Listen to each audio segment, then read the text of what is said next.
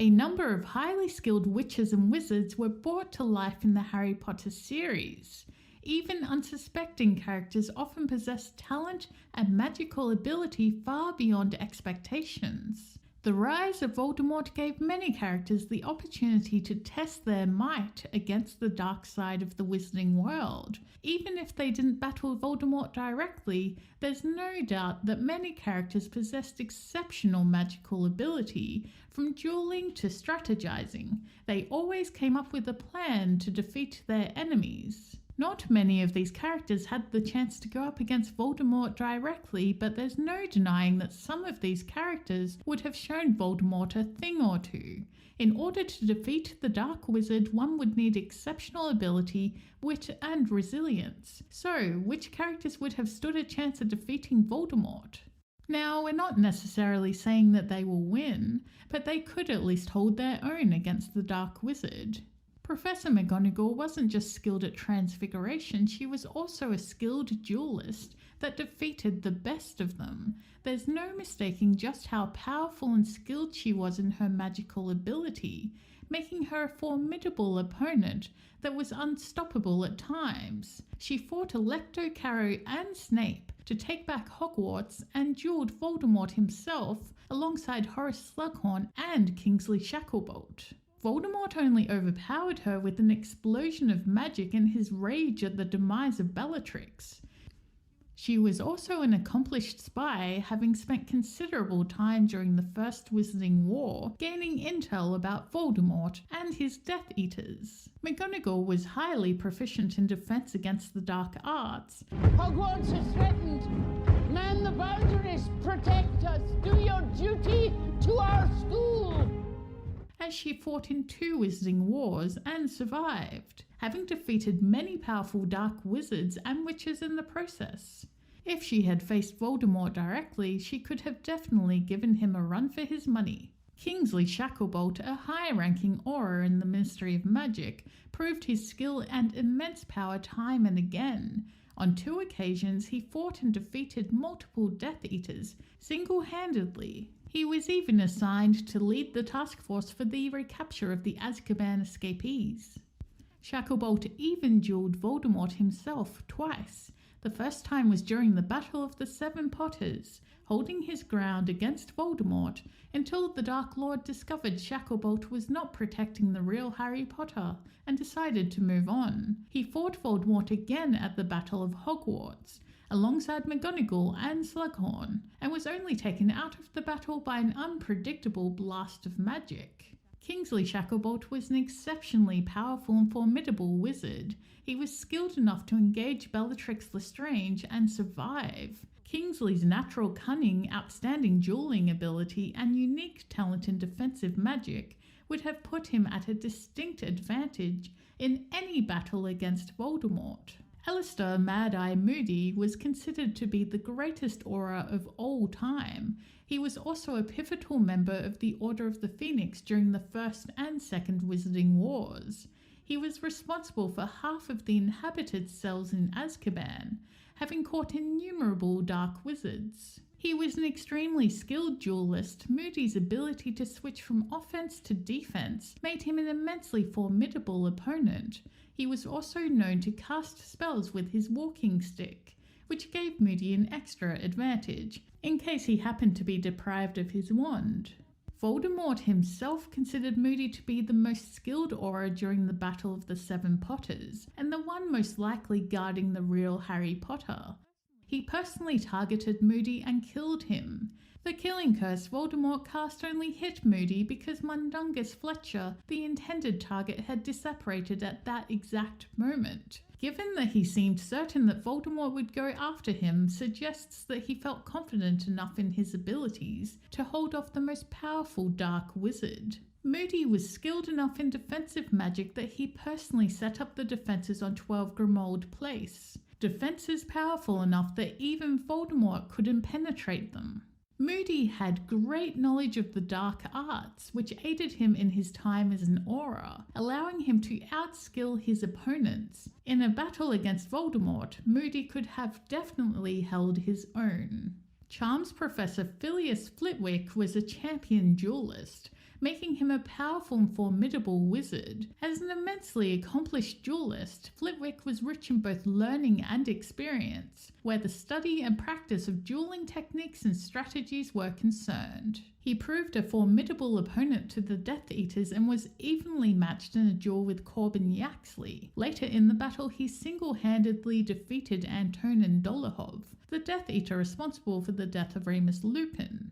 Though not shown until the Battle of Hogwarts, Flitwick had outstanding defensive abilities against even the greatest dark magic, having led the extremely powerful defences put around the castle that were only broken by Voldemort himself.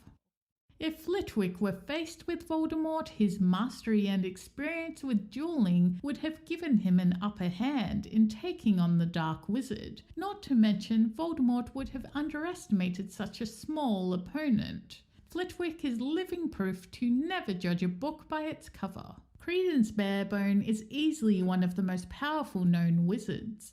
As a child, he was able to transform into a destructive Obscurus and managed to survive longer than any other wizard had. While most Obscurials die before their 10th birthday, Credence lived into adulthood, which was previously unheard of in the wizarding world, and a testament to his incredible power. Credence was prone to unleashing an Obscurus after years of being forced to suppress his magic. He was immensely more powerful than any other known Obscurials, requiring over 20 Makusa auras to unleash destructive spells to nearly destroy Credence, though he still managed to survive. Credence eventually managed complete control over his Obscurus, being far more precise with his attacks than ever before, now marking him the most powerful Obscurial to have ever existed.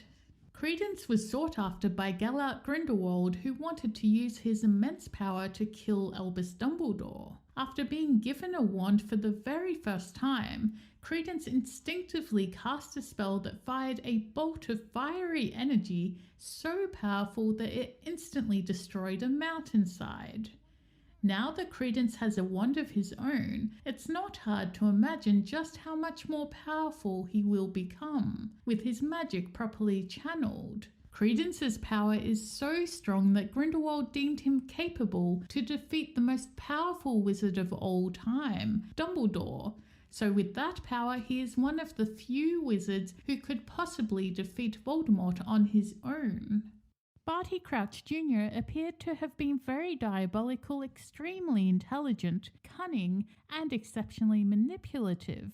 He was obviously a quite powerful wizard. His keen attention to the habits and motivations of others enabled him to impersonate Alastor Moody so accurately that he even managed to fool Albus Dumbledore.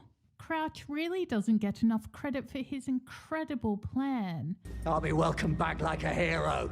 Crouch was an exceptional duelist. He first managed to overpower the highly skilled aura Mad-Eye Moody, then impersonated him, undetected for an entire year. In that time, he stole potion ingredients from Snape, tampered with the Goblet of Fire, and made convoluted arrangements to ensure Harry would win the Triwizard Tournament and be delivered directly to Voldemort, without anyone in Hogwarts suspecting a thing. In fact, only a single slip-up revealed his true identity. Crouch showed great ability at outwitting and manipulating people in order to come out on top. He was the first known escapee of Azkaban in its 300-year history. He even managed to break free from his father's Imperius curse, which was being used to control him. Crouch was able to perform all 3 unforgivable curses successfully from a young age, showing great skill and magical ability. Crouch also kept the real Moody under control by employing the Imperius curse for an entire year. If Crouch took on Voldemort, his plan would probably be in effect and executed before Voldemort even knew what was happening. Hermione Granger showed exceptional promise from the very beginning, and she only became more skilled as time progressed. Her magical capability easily surpassed others. Unlike most witches and wizards who depended solely on their magical ability, Hermione readily relied on logic, which often helped her to cleverly deduce information that others may have missed. Actually, I'm highly logical, which allows me to look past extraneous detail and perceive clearly that which others overlook. Hermione was one of the most skilled witches at Hogwarts and provided the protective and defensive spells that often saved the lives of the trio. Hermione demonstrated her exemplary abilities in dueling when she tangled with multiple Death Eaters, and she was usually evenly matched, despite the significant gap in age and experience. Hermione defeated Antonin Dolohov and Gregory Goyle, blasted Nagini to defend Harry, repelled Yaxley when he forcibly disapparated with her, blasted Phineas Greyback away from an injured Lavender Brown, and saved Harry and Ron from being apprehended by Death Eaters when the trio went to see Xenophilius Lovegood. She also defeated many Death Eaters during the Battle of Hogwarts, and held her own against Bellatrix Lestrange. She could magically manipulate objects to incapacitate or evade others. She had very fast reflexes when it came to wand work, placing shield charms before others could even draw their wands. Her dueling style was creative and unpredictable, mixing non-combat spells along with more conventional combative spells to overcome her opponents. She would have been able to put up a challenging fight for Voldemort. Bellatrix was an intensely sadistic witch with brutal, violent tendencies. She also possessed a fierce and dangerous temper. Bellatrix Lestrange was Voldemort's right hand. Bellatrix was the most formidable obstacle the heroes faced after Voldemort himself. Bellatrix usually preferred to torture her victims, displaying particular proficiency with the Cruciatus Curse, rather than killing them straight away. Doing so with such skill, her victims would pass out or even go insane. Bellatrix was an incredibly skilled and lethal duelist. She was also the only Death Eater to deflect a spell from Albus Dumbledore himself, another example of her formidable magical abilities.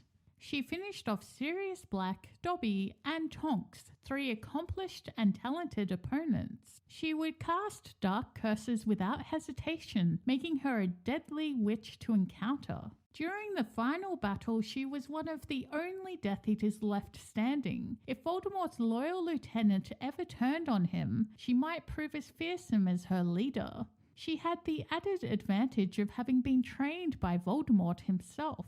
Bellatrix was a supremely skilled dark witch, and she never held back. Severus Snape was an extremely powerful and skilled wizard, showing proficient talent and great knowledge in many different areas of magic. He had encyclopedic knowledge and proficiency in potions, was incredibly talented in legilimency and occlumency, and was also the only Death Eater capable of producing a Patronus. Snape had a passion for the dark arts from a young age and was especially talented with curses. Dumbledore sought his help to contain a curse from Voldemort's Horcrux and to teach Harry about occlumency. Though Snape had a zest for dark magic, he possessed outstanding knowledge and abilities in protecting from it. Snape was shown to be a highly capable duelist. Snape dueled opponents as strong as McGonagall and stalemated with them while holding back his full force. During his days as a Death Eater, he likely had to fight against Aurors and members of the Order of the Phoenix. Snape would use his legilimency to read his opponent's attempted moves and counter them all before they could even be cast. Contrary to the vicious dueling styles of other Death Eaters, Snape preferred using defensive spells and only used aggressive magic when facing a weak opponent, or when his foe grew frustrated and started making mistakes. Snape proved that he could hold his own against Voldemort, and Voldemort would never see it coming. Sirius Black was a talented wizard capable of evading the Dementors and the entire magical community. He was talented with advanced magic such as the Animagus transformation he used to escape from Azkaban. However, at times he could also be reckless in the pursuit of his goals. Let's kill him! Sirius was skilled in physical combat and was a highly accomplished duelist, having actively participated in and survived the First Wizarding War. During the Battle of the Department of Mysteries, he defeated an unnamed Death Eater after a fierce fight and went on to duel Antonin Dolohov, an extremely dangerous duelist. He also held his own against his cousin Bellatrix, who was Voldemort's most powerful Death Eater, though his recklessness caused his death at her hands. Sirius possessed a dog's swift speed in his animagus form, which allowed him to get the jump on his opponents before assuming his human form. Sirius's great intellect and magical ability would ensure that he would be able to battle Voldemort to at least a stalemate, unless of course he allowed himself to get distracted, which once again could lead to his demise. Albus Dumbledore was considered to be the most powerful wizard of all time. He was the only wizard Voldemort feared, and for good reason. Dumbledore often stopped Voldemort's plans as soon as he became aware of them. It was foolish of you to come here tonight, Tom. Dumbledore is one of the few characters that actually had a chance to go up against Voldemort directly. He matched evenly with Voldemort in a direct confrontation at the Ministry of Magic, forcing the Dark Wizard to stay there long enough to reveal his resurrection to the entire wizarding world. He's back. Voldemort sent a host of Death Eaters to dispatch Dumbledore, but Dumbledore was only defeated because he had already arranged to end his life with Snape, as he was already dying from a curse. Dumbledore had become an extraordinarily powerful and accomplished wizard of nearly unrivaled abilities and powers, to the point that he was admired and feared by others of outstanding magical ability. Dumbledore was a duelist of extraordinary, almost unrivaled skill. He held his own against Grindelwald and Aberforth in their three-way duel. Indeed, Dumbledore was the only wizard capable of outclassing and defeating an Elder Wand-wielding Gellert Grindelwald. There is absolutely no question that Dumbledore could have taken on Voldemort in a battle. After all, he had already done so multiple times and lived to tell the tale. Gellert Grindelwald was an outstandingly talented wizard beginning in his youth. As an adult, Grindelwald became an extraordinarily powerful and accomplished wizard, whose abilities were nearly unrivaled, being admired and feared by others of outstanding magical ability, much like Dumbledore. Grindelwald went down in history as one of the most dangerous dark wizards of all time. He was a highly accomplished and skilled duelist that put up a challenging fight against the best witches and wizards of his time. He earned a fearful reputation as he had defeated and killed many powerful witches and wizards during his reign of terror in the wizarding world. He would sometimes prefer to engage his adversaries in a more traditional and formal manner of combat, and thereby defeating his foes in what he considered to be a fair fight. He often employed defensive dueling tactics, deflecting his opponent's efforts with perfect ease, and slowly advancing upon them before delivering the crushing blow, in order to take in the awe with which they observed the immensity of his power. In addition to his magical mastery, he was strategic in gaining allies and knowledge helpful to his cause. Grindelwald may be one of the few wizards who could not only take on Voldemort, but would stand a chance at ending him once and for all. Harry Potter was the only wizard to have ever defeated Voldemort. He certainly lived up to his legend as the chosen one. His connection with Voldemort allowed him to take on the Dark Lord and to come out as victor. You're the weak one. Harry was a very talented and powerful wizard. While still in his early years, he learned enough defensive magic to win numerous duels with Death Eaters and train other students in advanced magic. He even managed to perfect the Patronus charm at a ridiculously young age, and became the ultimate master of death at just 17. Harry also had an unbreakable spirit, an understanding of the power of love, and a keen grasp of strategy, all of which prepared him to evade Voldemort and his forces for years. Luck and help from others will only get you so far. There's no doubt Harry was a powerful wizard. He even survived numerous encounters with Voldemort before finally defeating him at the Battle of Hogwarts.